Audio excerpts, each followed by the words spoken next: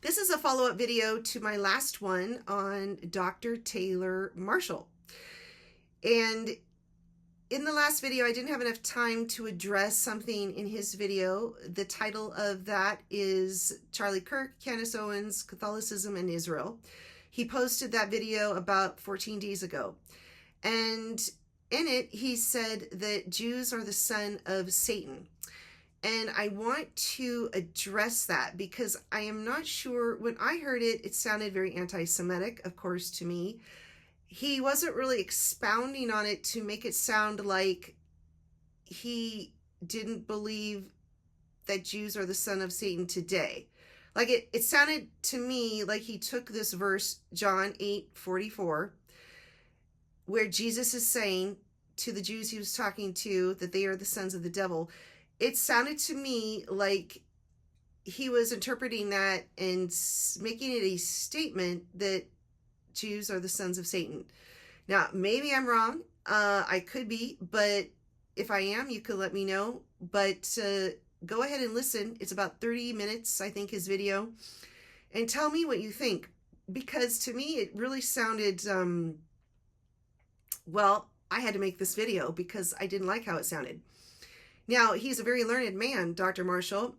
He's a professor. He is a teacher of theology. He's written like 12 books. He was a Protestant. Now he's a Catholic. He made a comment in the video about a Saint Newman, who basically said, if you are a student of history, you'll no longer be a Protestant or something along those lines. And I always find this interesting because I'm always very aware that Orthodox Catholics and Protestants really don't have an understanding of Judaism and of rabbis, which Yeshua was a rabbi. And so when they talk, it's as if when they talk about history, it just goes to Constantine. Like that's their history. Like they don't go to look at Yeshua. His followers were the way. They were all Jewish believers. It's a misnomer to say that the Jews rejected Jesus when Jesus had thousands of followers. I mean, at one time he was feeding 4,000. The next time he was feeding 5,000. So I'll do another video on that about how people say the Jews rejected Jesus. So my point is we need to look at John 8 and see and clarify what's going on. So Yeshua was a rabbi. He started studying at about 4 or 5 in the synagogue in Nazareth where he was. Of course, there was the oral Torah. They had scrolls, but it wasn't like Yeshua could take the scroll home. They stayed in the synagogue. You studied them in the synagogue with the rabbis, but then you were learning all kinds of things. You were learning the oral Torah, the Mishnah, the interpretations of it. You were fulfilling the commandments. You were learning the Talmud. You were learning rabbinical interpretations of the Talmud. I mean, so much to learn. People wonder what Yeshua was doing in the silent years. Well, I'll tell you, he was studying, he was learning, he was going to become this rabbi, esteemed rabbi. And you were not only doing your vocation, which he was doing, he was working with his father, Joseph, as a carpenter, and who knows, maybe a stonemason too, is my thought. And so he had his work, and then he had his studies. And so when Yeshua was the first time in the temple, because this John chapter 8 has him in the temple, he was 8 days old, and he was having his bris. And if you don't know what a bris is, it's his circumcision. And you can go look that up. That's in Luke, I believe, chapter 2. And he is having the circumcision because that is in honor of the commandment of God. God told Abraham, you must be circumcised. You must circumcise your son Ishmael and Isaac, which he did. And all of those after, because it was a physical sign of the covenant between God and the Israelites, the Hebrews, the Jews. They still do this today. They still have brises today. It is still obeying the commandment of God because they are, as it says in Deuteronomy 7:6, the chosen people. It says clearly God chose them as a special people for himself. So it's very important to know that when they went to the temple for this bris, that Mary brought 2 birds, maybe doves, and that symbolized they were poor. So again, even though Yeshua is divine, he was going through a human experience. He was born to a woman, he was nursed by that woman and his mother, and he was growing up. He had to learn to walk, learn to talk, learn to eat, and he had to learn to memorize. Now, when he was studying, we clearly know that when he was 12, he knew he was divine. He knew what he was here about at 12 because he told his parents that he was to be in his father's house. And of course, they were confused by that, but a lot of things made sense later. But he was to be about his father's business, which was God's business in the temple, that where you went to worship God. And so he clearly knew who he was, but he also was in a human body, and so he had those human restrictions as well. And so he was studying, he was learning from the rabbis. He clearly was interacting with those rabbis at 12 in the temple, and they were astounded by him. And we know that Rabbi Hillel was about a generation before Yeshua, and he was sort of a precursor of Yeshua because he was all about loving people, loving grace, loving God, and he was the one who coined the golden rule. And basically he said, what is hateful to you, don't do to others. This is the whole Torah. The rest is explanation. Go and learn. And so it's very important to know that Yeshua was fulfilling this line of the very esteemed rabbis in Hebrew, the Israelite, the Jewish culture, as they are still today. And so they taught in parables. That wasn't something new to Yeshua, although he was seen as a great parable teller. And they often were talking about the kingdom of God, and then they chose their followers. So those followers also were choosing them, though, because there were 2 different rabbi thoughts. So the majority of rabbis were very strict to the law. They were adhering it, very nitpicky to the rules, and they were the majority of the rabbis. There was a minority that had the authority to teach with interpretation of the Torah. Now, this is interesting because when we read about Yeshua speaking with authority, that is because he was given that special right, you could say, to be an interpreter of the Torah. Not all the rabbis were. Many of them were told you just have to teach from a very strict perspective, and many of them wanted to speak from that perspective. But there were 2 distinct groups, and because Yeshua was such a luminary, he was seen like, probably like a prodigy. He was definitely given full range to be an interpreter of the Torah. Sort of like there's musicians out there who play other people's music, and then you have the musicians who are creating their own music. Sort of like that. So Yeshua's creating his own music. And so we have this background. So now we are in the dawn. It says Yeshua is going to the temple at dawn, pre-dawn, and in the temple he knows he's going to be seeing the Pharisees, Sadducees, chief priests, and scribes, and he knows by this point that he's very popular, and he knows that the Pharisees are troubled by that, and he knows that he's also in lots of ways saying he's divine, and they're bothered by that as well. So he enters the temple, and the Pharisees know he's there.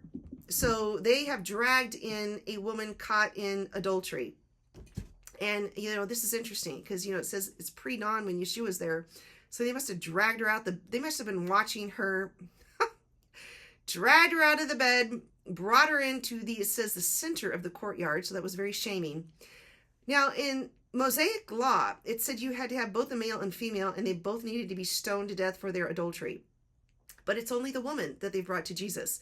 So I'm thinking in my mind, okay, through the years, because we know how laws change through the years, perhaps the law has changed so that now it's only the woman being stoned, and that she is only being stoned because she's the seductress and the man's the victim. That's the only thing I could think of why the man's not there.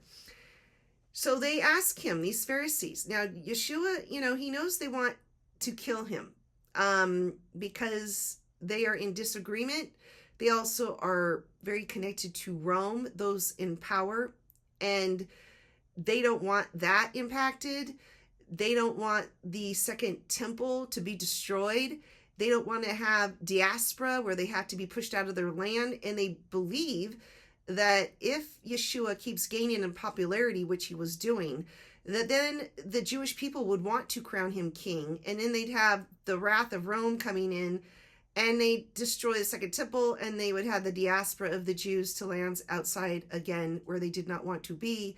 So they were protecting, and they were seeing him as a threat in many ways, including the fact that he also was calling out his divinity and his connection as the Son of God, that God's his father.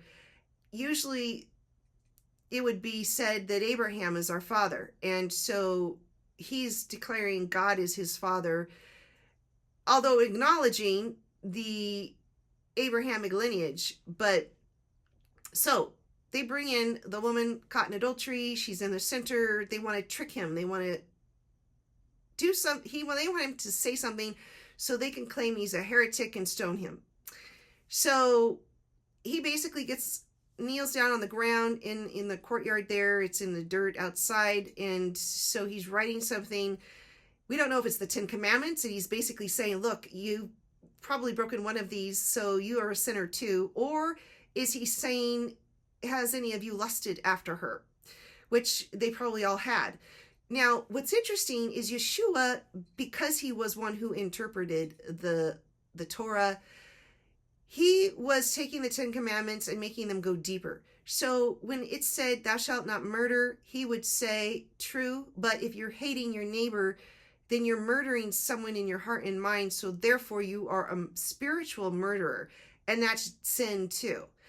Same thing with the adultery. If you are committing physical adultery, okay, that's a sin. But if you are lusting after a man or a woman, you're committing that adultery in your heart and mind. So therefore, you're a sinner too. So everyone is a sinner is basically what Yeshua was saying. And not only that, but they knew was sinless. It says that in that chapter there. And it says in the Bible too that he grew up in favor of God and man, also indicating his sinless state. So they knew they were dealing with someone who was sinless, which is interesting in and of itself, which would also call upon his divinity. But here they are in this situation, wanting to save their temple, fearing him that he might get it destroyed by being crowned king and being king of the Jews. And then they've got this woman and they want him to say something. So basically he writes on the ground. We don't know exactly what it is, but it's something to the effect of whoever hasn't sinned, go ahead and throw the first stone. And they couldn't. So no one could stone her. So, this was, of course, an amazing day for her. I'm sure she was thanking literally God and Yeshua, the rabbi, the divine God's son. So he tells her, go and sin no more. He is not going to condemn her either. And of course, he's sinless, so he could stone her, the one without sin. But he's basically saying to her, I'm not going to. I love you. Go and sin no more. And so after this, the next thing Yeshua says is, I am the light of the world. He who follows me will not walk in darkness, but will have the light of life. Now, okay, when we hear that, we're like, yeah, that's right. Yeah, okay, that's beautiful.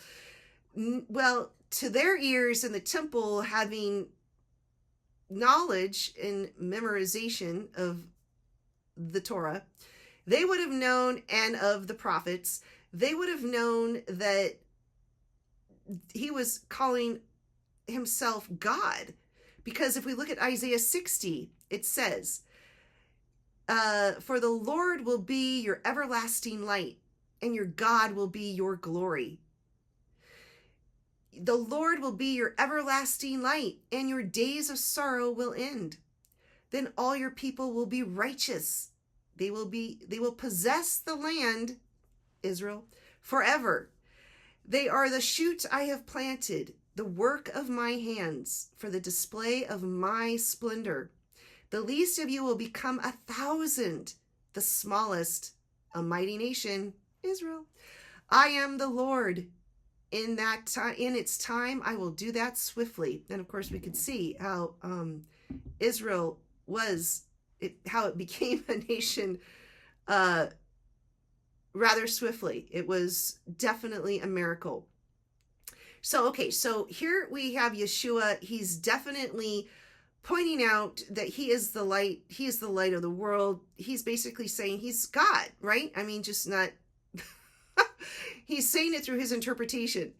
And he's giving his own spin on it, obviously, which he does. He does a lot.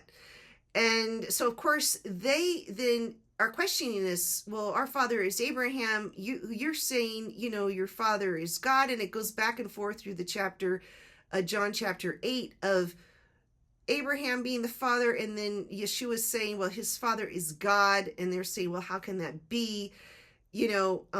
Then he's basically saying, I am my father. I am doing my father's will. I will do what pleases him. And then he is saying that I will set you free. And they're saying, how can you do that? We're not in bondage. And basically he's saying that you're a slave to sin and I could save you from your sins.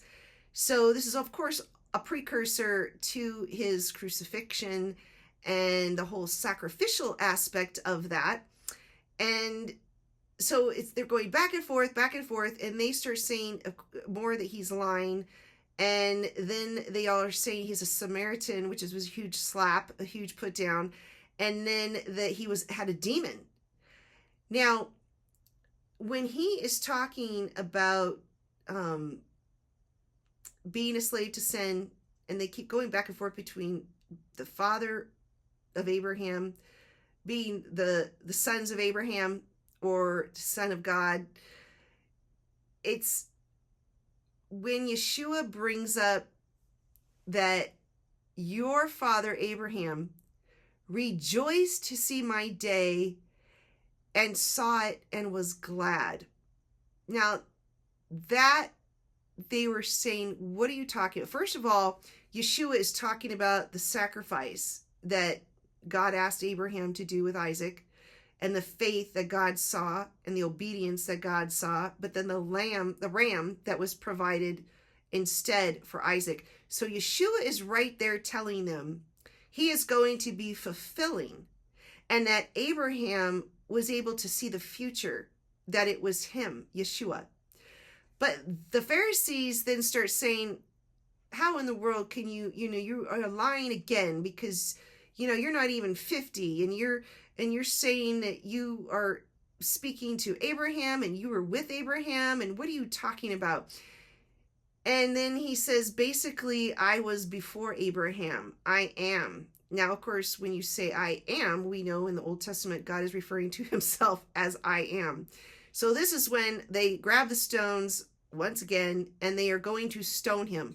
So the chapter opens up with wanting to stone the woman caught in adultery, and then it's ending with them wanting to stone Yeshua, and he slips out with his disciples. Probably they provide a way out for him, a buffer, and he gets away. But it's at that point before he slips out, that Yeshua, because he's being told he's a liar, that because he's being told he has a demon, he's Samaritan, he is then saying to them, and they want to kill him, you are the sons of Satan. You are not the sons of Abraham. Now, he acknowledged before that they were, but at the ending here, because they're not listening to him, because they're saying lies. And who is the father of lies? It says in the Bible, Satan. And then what does Satan come to do? In the Bible, it says he comes to steal, destroy, and murder. And so Yeshua was just calling them out for what they were doing. And he wasn't saying all Jews were sons of Satan. He was very specific to what he was interacting with in the temple that day. God loves you. God bless you. Pray for the peace of Jerusalem.